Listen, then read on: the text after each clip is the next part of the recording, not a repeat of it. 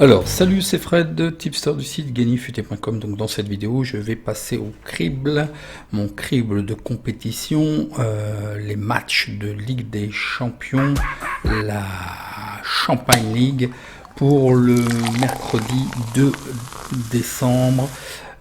N'oubliez pas, pour aujourd'hui, il y a les matchs de mardi qui sont déjà en vidéo. J'ai passé au crible les matchs de Champagne League. Pour ce qui était d'hier, les résultats d'abord, donc West Ham a gagné 2-1, je vous ai proposé un petit lissage de cotes, alors vous êtes nombreux à me poser la question. Donc en partie c'est un pari gagnant et en partie c'est un pari perdant, il est uniquement gagnant sur le 1 et en fait c'était un lissage sur 3 cotes et sur 3 types de paris sur ce même match.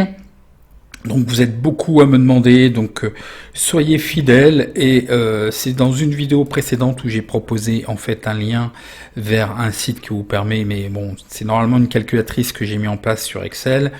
J'ai un petit souci actuellement de formule mathématique, mais vous pouvez la recréer. Je vous ai donné un lien pour recréer ce même type de pari et beaucoup de stratégies peuvent être mises en place par rapport à cette technique de lissage de code. Donc vous ne trouvez, certains cherchent sur Google, vous ne trouverez pas de lissage de code. C'est totalement inventé par moi-même et depuis des années que j'utilise cette technique avec un fichier Excel, mais effectivement il y a une application sur internet qui permet de le faire. Donc voilà pour cette digression. Alors d'autres digressions, attention, désolé, au niveau de la revue de presse, j'ai pas bien regardé aujourd'hui puisque j'ai le traducteur qui est, bah oui, je consulte l'ensemble des sites européen dans les langues étrangères, espagnol, italien, allemand, anglais. Le traducteur est un peu en panne, donc j'ai pas de bonnes informations.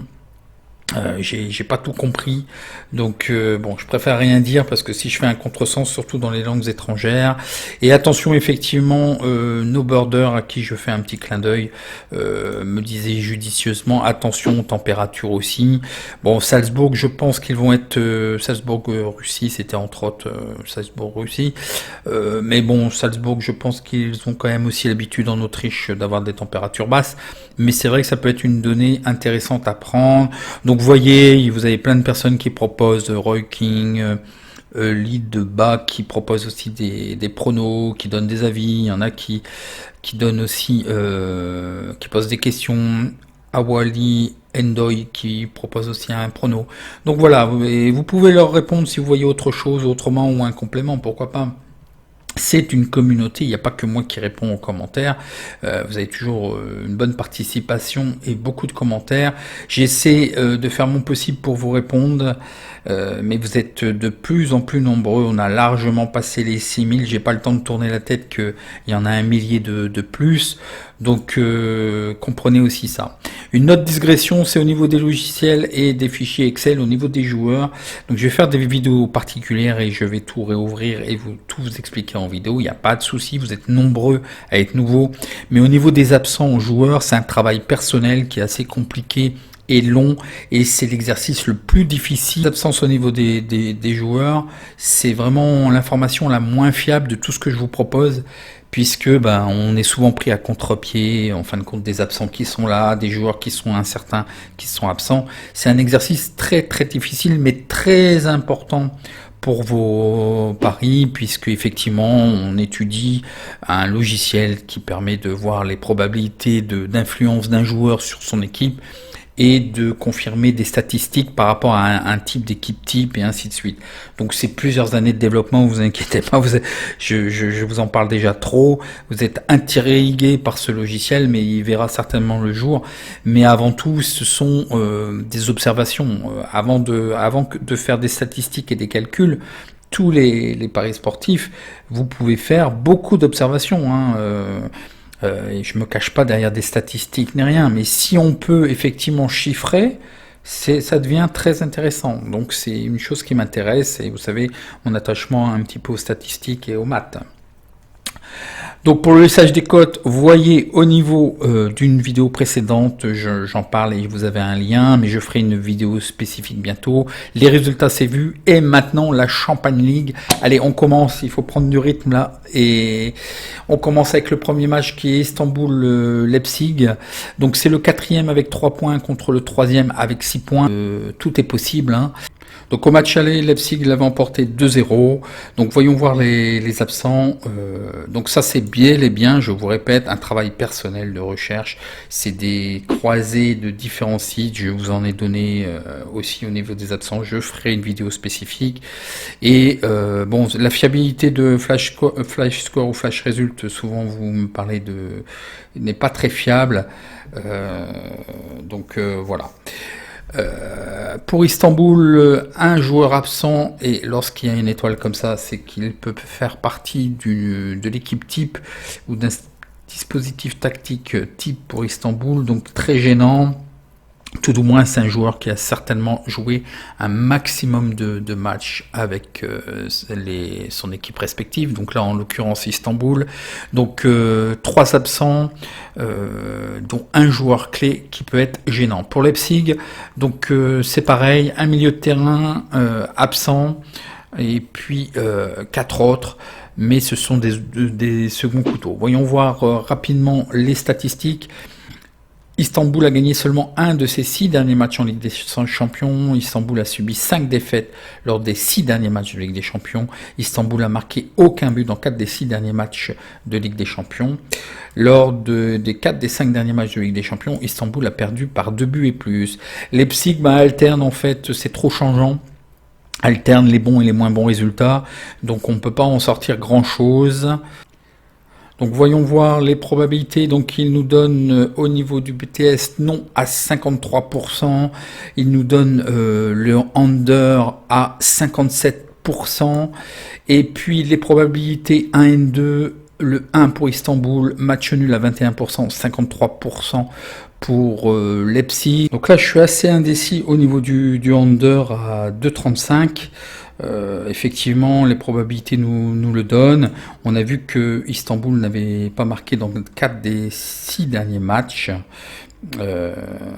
Et bon, ce qui peut être gênant, c'est quand même ils ont perdu par 2 buts et plus 4 des 5 derniers matchs.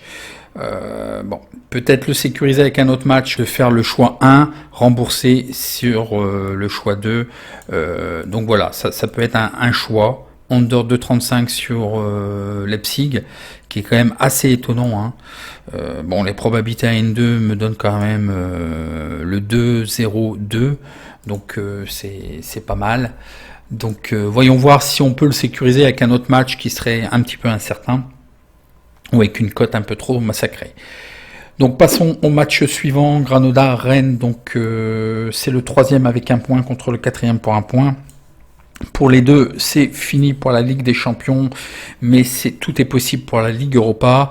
Au match aller, ils avaient fait 1-1. Côté Granada, il y a quand même des choses importantes, bon, à savoir le gardien titulaire qui serait absent, mais il était absent déjà depuis 3 matchs.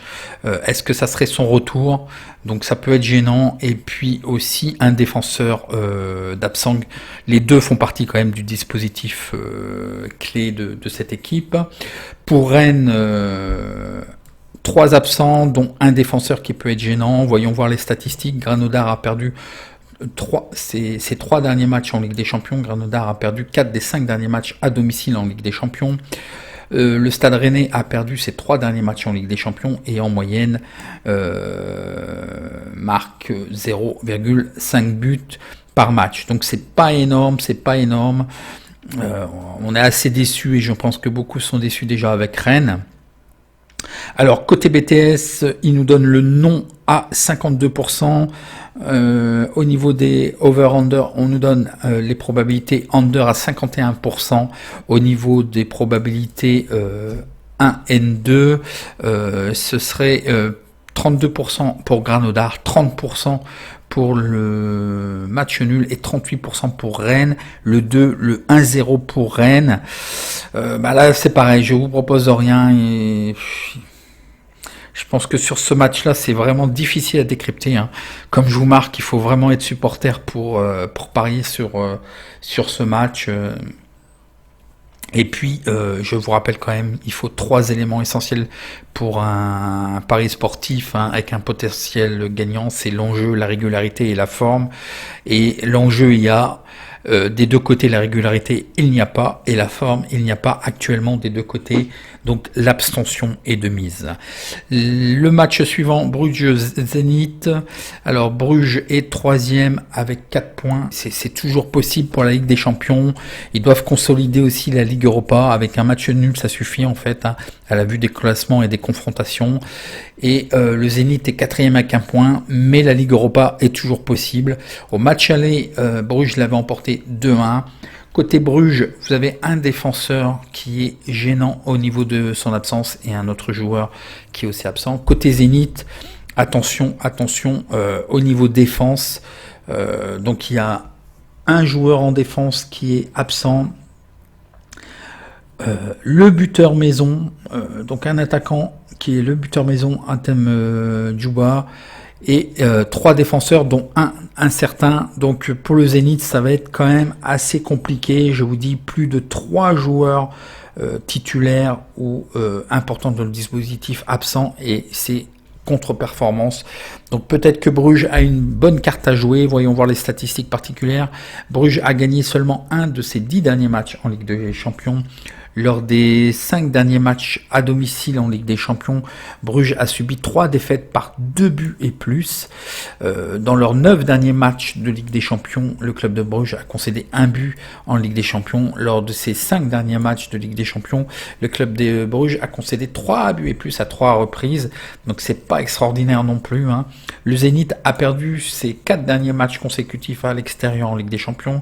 Le Zénith a gagné un de ses 8 derniers matchs de Ligue des Champions, donc c'est pas énorme. Le Zénith a été battu par 2 buts et plus lors des 3 derniers matchs à l'extérieur de Ligue des Champions. Le Zénith a perdu par 2 buts et plus 3 des 5 derniers matchs de Ligue des Champions.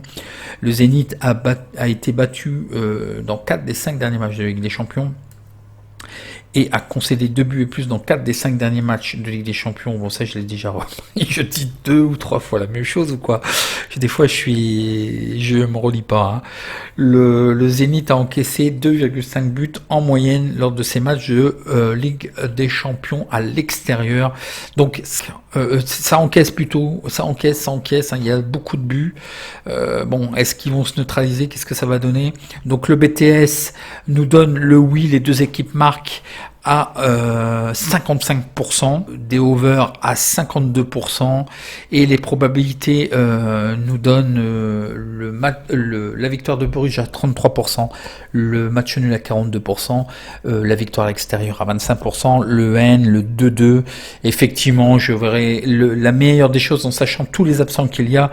Même, il y aurait plutôt tendance à prendre peut-être le 1 remboursé si N. Mais bon, je joue comme ça parce qu'en fait, du côté de Bruges, comme je vous ai dit, hein, ils ont juste besoin d'un match nul pour assurer la Ligue Europa. Bon, ils sont toujours en course par la Ligue des Champions, mais sait-on jamais, le match étant et venant, c'est de toute façon pour eux un match à ne pas perdre. Donc je vous propose le match nul à 3,55, remboursé si 1 à 2,10. Je pense que le Zénith ne pourra pas aller chercher mieux qu'un match nul vu les absents. Ça nous fait une cote équivalente de 1,86. Donc vous mettez 16 € sur le match nul, 14 € sur le 1 pour un pari remboursé. Donc voyons voir le match suivant, donc Dortmund-Lazio. Attention, il y a des absents importants. Le premier à 9 points. 1 point suffit à Dortmund pour assurer sa qualification, hein, en première place, en première place. Bon, il faudra, j'écris plus en français, hein. Il faudra une victoire pour cela, évidemment. Donc bon, est-ce qu'ils sont capables d'aller chercher au moins un match nul? C'est la question. Lazio avec 8 points, 4 points d'avance sur Bruges. Donc voilà, donc ils sont en bonne posture quand même pour se classer pour la Ligue des Champions. Le match aller, attention, il y a une revanche pour Dortmund, 3-1 pour la Lazio. Au niveau Borussia Dortmund, attention, 2 défenseurs et un parieur incertain, David Alexandrowski, parieur incertain, 2 joueurs, 2 défenseurs absents, Raphaël Guerreiro et Thomas Meunier. Donc attention quand même. Côté Lazio, donc un joueur absent, un second couteau. Les statistiques, il y a 5 victoires consécutives à domicile en Ligue des Champions d'affilée pour Dortmund. Dortmund a gagné 5 des 7 derniers matchs de Ligue des Champions. Lors de ces 3 derniers matchs de Champions League, Dortmund a gagné par 2 buts et plus. Lors des 3 derniers matchs de Champions League, Dortmund a réussi à garder une feuille propre, donc c'est-à-dire qu'ils n'ont pas encaissé de but. Lors des 7 des 9 derniers matchs de Champions League, il y a eu plus 2,5 buts pour Dortmund. Et Dortmund, dans ses 5 derniers matchs de Champions League, à domicile, ont marqué 2 buts et plus. Pour la Lazio, a marqué une moyenne de 2 buts lors de ses matchs de Ligue des Champions. La Lazio est invaincue dans ses 4 derniers matchs de Ligue des Champions. Et les 2 équipes ont marqué dans les 4 derniers matchs de la Lazio. Donc voyons voir les probabilités. Le BTS, donc là c'est un petit peu étonnant quand même. Les 2 équipes marquent, donc non à 60%. Là il y a une divergence et avec un score probable de 3-0 pour Dortmund. Le over, oui, à 62%. Et là, le over est à 1,41. Et puis, au niveau des probabilités 1 et 2, attention, hein, il y a de la divergence sur ce prono, sur ce match. Dortmund gagne à 40%, match nul à 32% et la victoire extérieure de 28%, le 1 à 3-0. Il y a un souci avec le BTS qui est quand même assez risqué. Et puis le côté de... En fait, ce que les probabilités ont détecté, c'est que Dortmund fait des clean sheets. Donc ça doit être ça la problématique. Et en même temps, il a détecté des buts, donc c'est peut-être pour ça. Là, il faut que je revoie mon fichier de probabilité. Parce que là il y a quelque chose. Moi je pense quand même que ça va claquer si vous voulez prendre quelque chose. Et effectivement le over me semble assez intéressant à 1,41. Alors je sais que je vais en perturber plus d'un. Donc le match 1, voilà ce que je vous propose qui me semble quand même assez judicieux. Le match 1, tout à l'heure Istanbul et Leipzig. Je vous ai dit j'ai un doute sur le under. Et la cote est belle en fait à 2,35. Et donc, je vous propose de faire la technique du choix 1 remboursé sur le choix 2 avec le match 1 remboursé sur le match 2. Donc, le match 1, ça serait Istanbul, Leipzig, under à 2,35, remboursé sur le over à 1,41.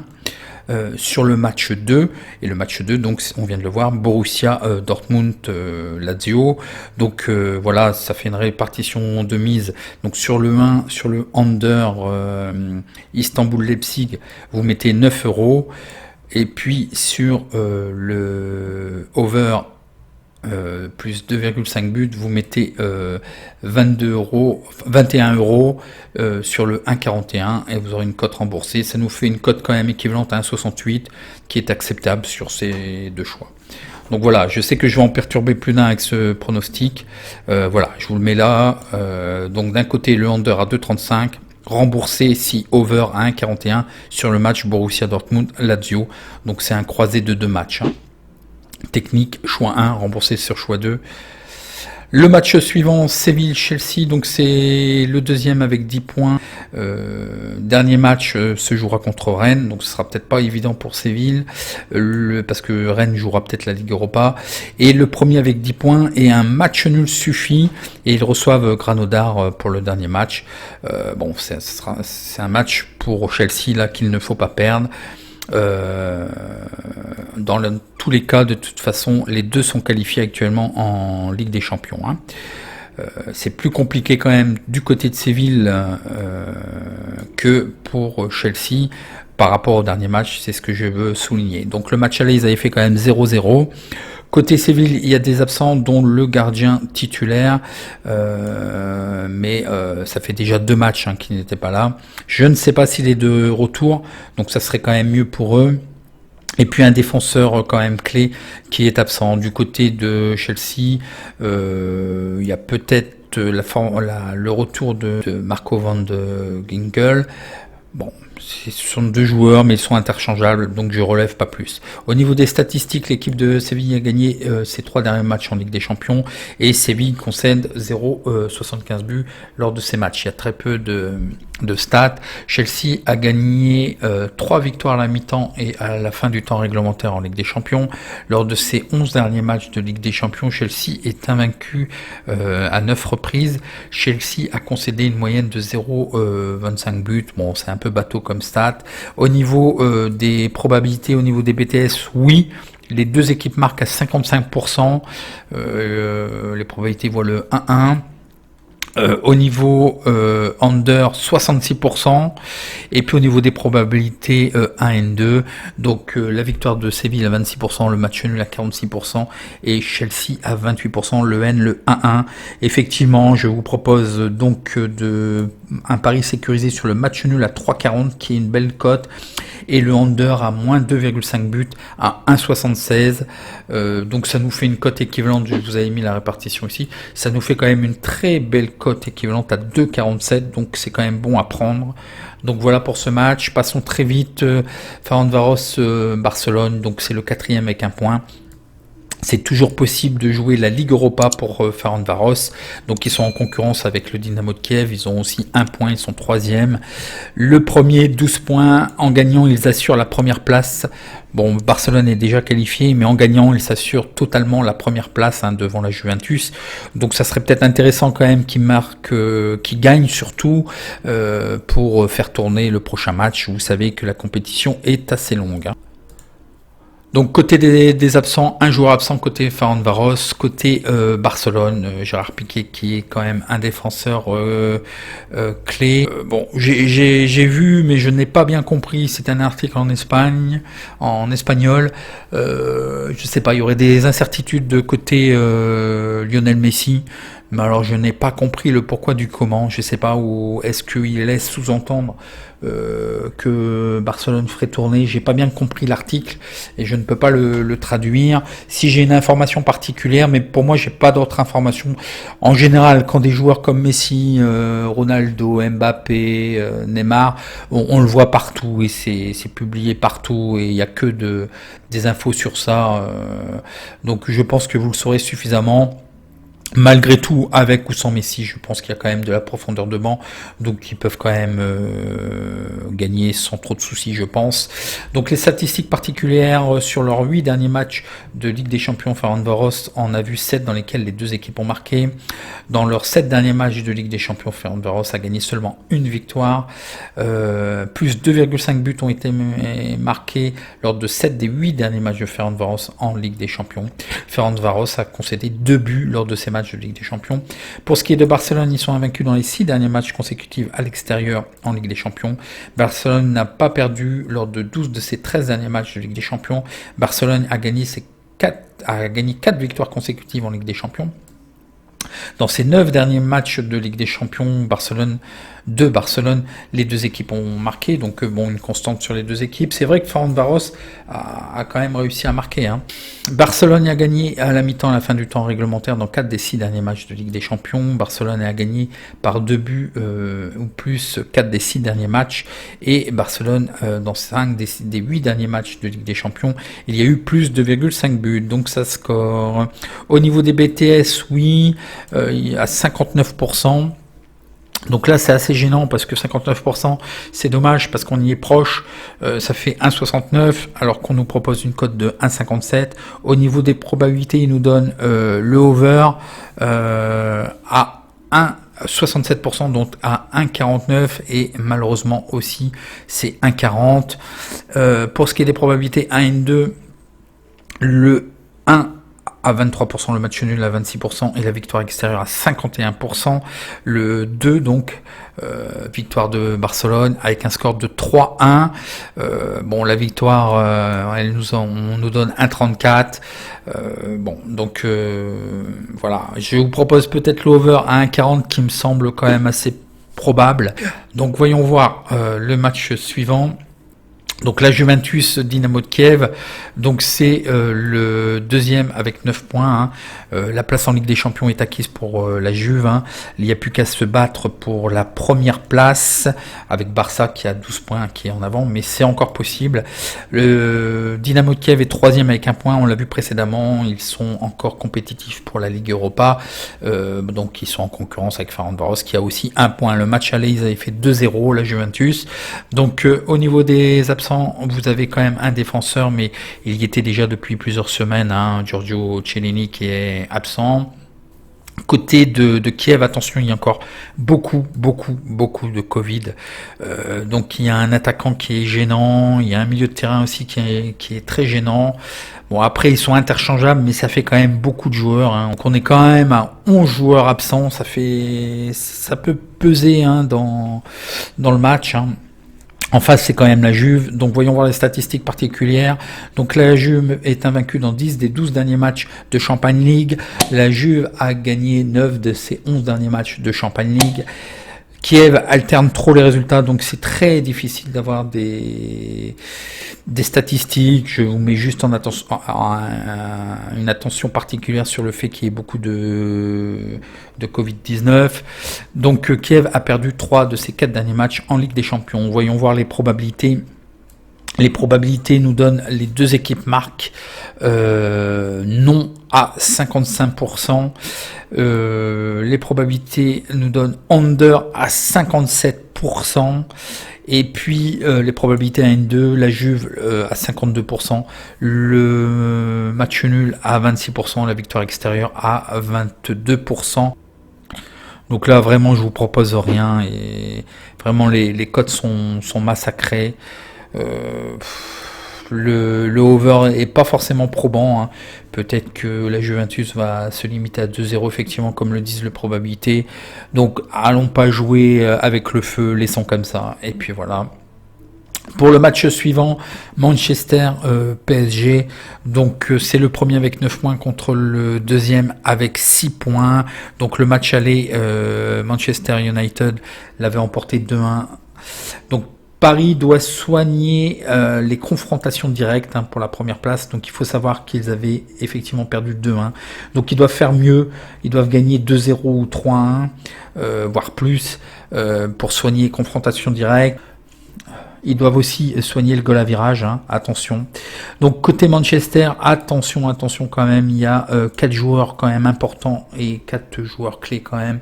Martial, Luke Shaw, Pogba qui est aussi incertain et Scott McTominay qui est aussi incertain. Donc attention s'ils sont absents. On a quand même 8 joueurs absents hein, dans Manchester. Donc au moins 4 incertain, donc il faudra quand même peut-être voir la feuille de match avant de prendre le pari. Mais Manchester n'est pas en bonne posture. Donc une petite info aussi d'aujourd'hui là qui date de ce matin. Icardi et Sarabia indisponibles contre Manchester. Donc le plus gênant des deux est quand même Sarabia. Sinon Marquinhos en défense, un joueur clé quand même qui est absent. Donc en tout ça fait 6 joueurs encore pour Paris. Et il s'en sort pas des absents. Donc voyons voir les statistiques. Manchester dans ses 4 derniers matchs en Champagne League, il y a eu plus 2,5 buts. Manchester a marqué une moyenne de 3 buts en Champagne League.